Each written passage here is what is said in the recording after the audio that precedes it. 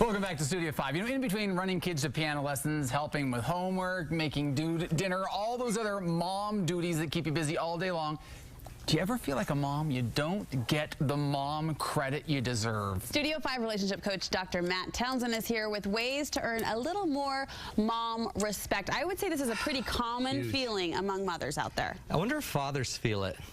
The dad respect? No, not really. I don't think that. I don't think so. Why is it moms then that always feel like they're getting the short end of the Notice stick? what you said. We don't feel the respect.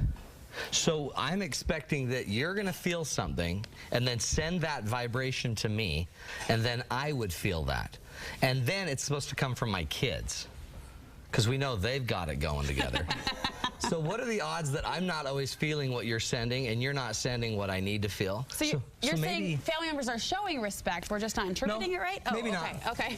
But maybe it's not about, maybe we're expecting the feeling to come from somewhere else. Like maybe we're expecting it to come from the people around us instead of just from us. Maybe the respect we get from others isn't just other people revering us. Maybe it's us just feeling really good about us.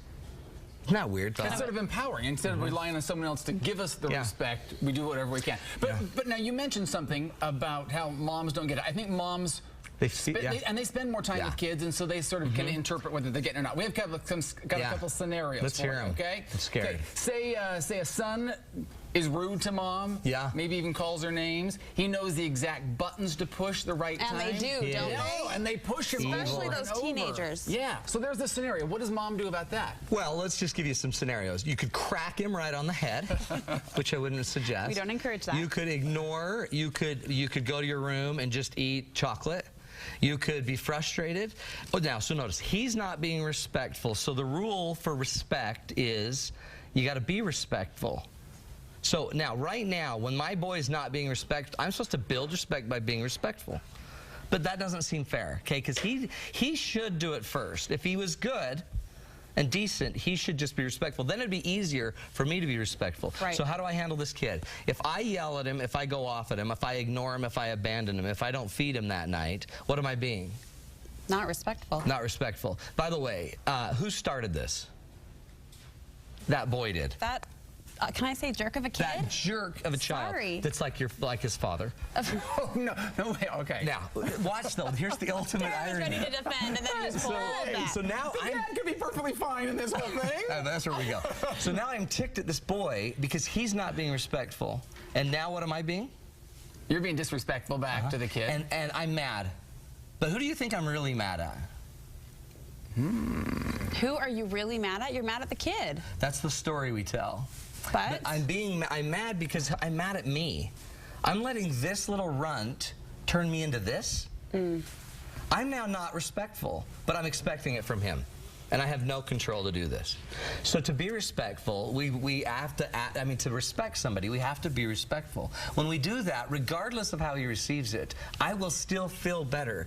Because I'm not being caught up in this disrespectful attitude. Does that make sense? That takes some serious self-mastery, don't you think? Though, in the heat of the moment, the emotions are running thick, to be able to pull it back and look inside and control your own actions in a completely different way than you're being Which is why we struggle with it. The irony of this is if you want power with people, you can't take it. You can't force it, you can't control it, you can't manipulate it. You just have to let it come to you.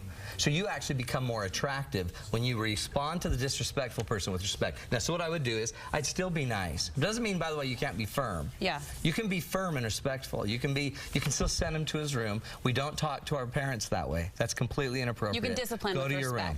And then you come back a few minutes later in time and you try to re-engage and say, you know what, I felt disrespected. I felt hurt by that. Tell me what you were feeling that would make you think that that was okay. And then I'd get into his feelings. See how it's totally opposite of what we think we ought to do? But in the end, what you end up gaining is what's called moral authority. Moral authority is the power that Gandhi had, that millions of people would follow him because he was in principle. Once you're aligned to your principles, you have more power. By the way, you'll also get more respect. Can I throw out another scenario? Another scenario. This one scares me. For moms out there that are slightly frustrated because perhaps their daughter, totally respects and borderline worships Taylor Swift, or your little athlete just, worships the ground Peyton Manning walks on. You see all these athletes or these celebrities or these stars get kudos and accolades when you, mom, are kind of working day in and day out. How do you balance that frustration? Well, Taylor Swift has never asked me to clean my room. I'm not saying that I wouldn't I would hate that. But, if she asked, I'd be all over it. Dustbuster right away. What are you doing in my room? But here's the irony: is what does Taylor Swift, Peyton Manning, all of these stars have that you don't have, other than rugged good looks, millions of dollars? What are they doing that is so attractive? Well, Taylor Swift is selling, I think last week, what, 1.2 million albums? Taylor Swift's rocking it with results. Okay, so another great way to build respect with people is to get respectable results. Well, sometimes what happens to us is we don't grow respect because we as adults aren't growing many results. Our only result is we're so busy trying to get the kids to school. That's our result. People tend to respect people that are doing stuff, that have goals, that have passion, that are invigorated by something. So ask yourself, if you're a mom out there, is there something about me that just oozes passion? Am I excited to go produce everyday results? Am I getting dressed every day in a way that makes me look like I actually want to look good? Am I feeling good about myself? Do I have a hobby that I'm a master of? Do I have people that would pay me money to teach them how to parent better? So meaning that's a pro. These guys are pros. Pros produce results that people will pay for. Are you somebody, it doesn't mean you have to like get that level of results, but you have to have passion, you have to have energy, you have to have excitement. That's what these people seem to have. And if you've ever seen a child revere their parent, it's usually because the parent is doing something phenomenal. It doesn't, we always want it to be about parenting, but it could just be the mom that just so compassionately gets another that she literally is professionally compassionate. I like that. She's a pro, and we respect people that are excellent at anything. I love that. Does that make sense? Yes. So as moms out there, if you're not feeling a lot of respect from your kids, are you a pro? Do you have something that you're anything? Honestly, and it could be anything. You don't have to be selling. It could be scrapbooking. It could be talking. It could be solving problems. It could be you could be a professional friend. But are you expert at it where your kids can actually revere it?